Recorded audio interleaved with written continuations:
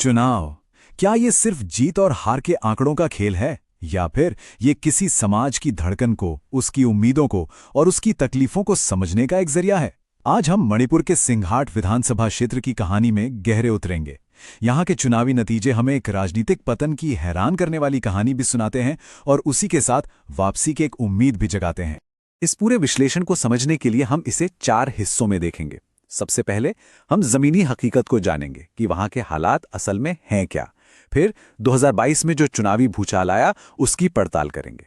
इसके बाद सिंघाट के बदलते सियासी इतिहास पर नजर डालेंगे और सबसे आखिर में भविष्य के लिए, शासन के लिए एक ठोस रोड मैप पर बात करेंगे। तो चलिए पहले हिस्से से शुरू करते हैं। जमीनी हकीकत। सिंघाट के वोटरों के लिए एक लाइन कही गई है, लंबे समय से पीड़ित। ये सिर्फ शब्द नहीं है, बल्कि ये उस पूरे माहौल की सच्चाई है जिसमें वहां की राजनीति और वहां के लोग सांस लेते हैं। सिंघाट मणिपुर के चुराचांदपुर जिले का एक ग्रामीण पहाड़ी इलाका है। ये एक आरक्षित आदिवासी सीट है जहां ज्यादातर कुकी-जो समुदाय के लोग रहते हैं। 2023 की जातीय हिंसा ने इस इलाके पर बहुत गहरा असर डाला है। वहां के समाज और सियासत के हर एक परत पर उस संघर्ष के निशान आज भी साफ दिखाई देते हैं। तो असल में यहाँ के वोटरों की चिंताएं क्या हैं? देखिए, ये कोई बड़े बड़े चुनावी वादे नहीं हैं। ये तो जिंदगी की बुनियादी जरूरतें हैं। पहली और सबसे बड़ी जरूरत, संघर्ष के बाद सुरक्षा और शांति। फिर आती है आर्थिक तंगी और बेरोजगारी की मार, सड़कें, पानी, बिजली जैसी सुविधाओं का भयानक संकट।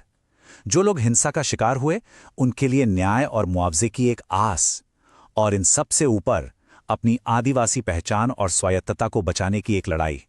ये वो मुद्दे हैं जो सीधे सीधे लोगों के वजूद और सम्मान से जुड़े हुए हैं। अब हम आते हैं दूसरे हिस्से पर, जो इस पूरे विश्लेषण का दिल है। 2022 का वो चुनावी झटका, ये समझना कि कैसे एक जीती जिताई पार्टी का जनाधार पूरी तरह से गायब हो गया, हमें यहाँ की राजनीति के बारे में बहुत कुछ सिखाता है। 2022 के चुनाव में सिंघाट में लगभग 85% वोटिंग हुई। सोचिए, 85%।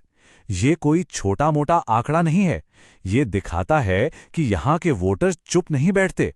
वो अपने भविष्य को लेकर बहुत सजग हैं और बदलाव के लिए बढ़ चढ़कर वोट करते हैं। और इस जबरदस्त भागीदारी का नतीजा भी उतना ही चौंकाने वाला था। एक नई पार्टी कुकी पीपल्स अलायंस यानी केपीए ने 51% से ज्यादा वोट लेकर सीधी जीत हासिल की। भारतीय जनता पार्टी बीजेपी 43% के साथ दूसरे नंबर पर रही और भारतीय राष्ट्रीय कांग्रेस महज 1.13% पर सिमट गई। ये सिर्फ एक बड़ी हार नहीं थी, ये एक तरह से सियासी सफाया था। इस गिरावट की गहराई को समझना बहुत जरूरी है।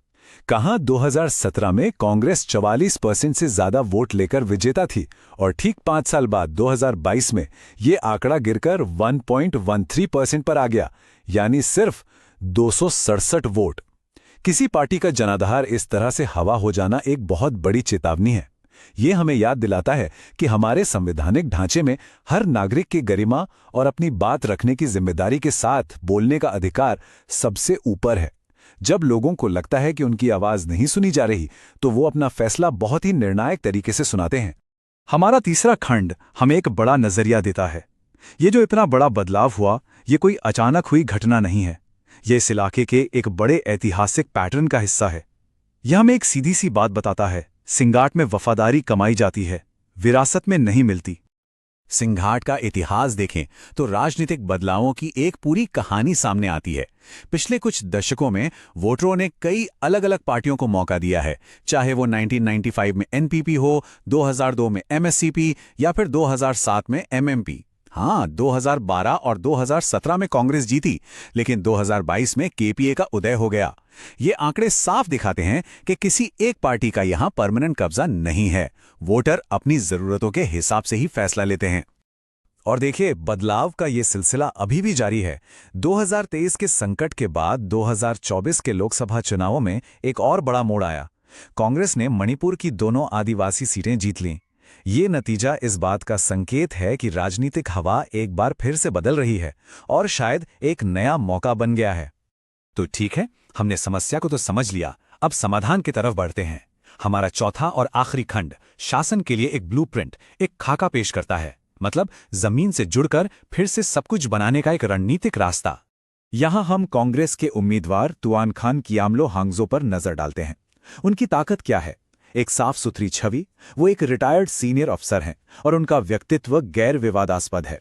लेकिन कमजोरियां भी बड़ी हैं। लोगों के बीच पहचान काफी कम है और जमीन पर पार्टी का संगठन बहुत कमजोर है।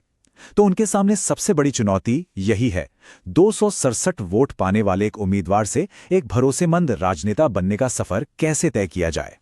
इसके लिए एक चतुर्मुख सिद्धांत यानी एक 4 आयामी रणनीति का प्रस्ताव है।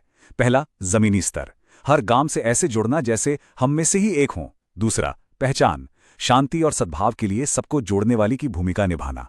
तीसरा, राज्य और राष्ट्रीय स्तर पर संसाधनों और जवाबदेही के लिए एक जरिया बनना। और चौथा, डिजिटल, विश्वास बनाने के लिए आज के दौर के तरीकों का इस्तेमाल करना। ये एक मुकम्मल सोच है जो हर चुनौती का जवाब देने की कोशिश करती है। और ये सिर्फ कागज पर बनी कोई रणनीति नहीं है, ये सीधे सीधे उन शिकायतों का जवाब देती है जिनकी बात हमने बिल्कुल शुरू में की थी। सुरक्षा और शांति की मांग के जवाब में सुलह और पुनर्निर्माण का वादा, आर्थिक तंगी से निपटने के लिए युवाओं को जॉब अलाउंस, किसानों को मदद और मुफ्त स्वास्थ्य सेवा, और बुनियादी ढांचे की कमी को दूर करने के लिए नल से पानी, पक्की बिजली और बेहतर सड़कों की गारंटी। ये लोगों की मुश्किलों और उनके समाधान के बीच एक सीधा पुल बनाने की कोशिश है।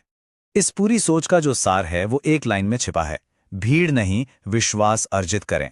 मतलब पारंपरिक चुनावी तामझाम से हटकर लोगों से एक सच्चा और सीधा रिश्ता बनाने की बात। और देखिए, इस नए दौर के जुड़ाव में भरोसे का सम्मान करना सबसे जरूरी है।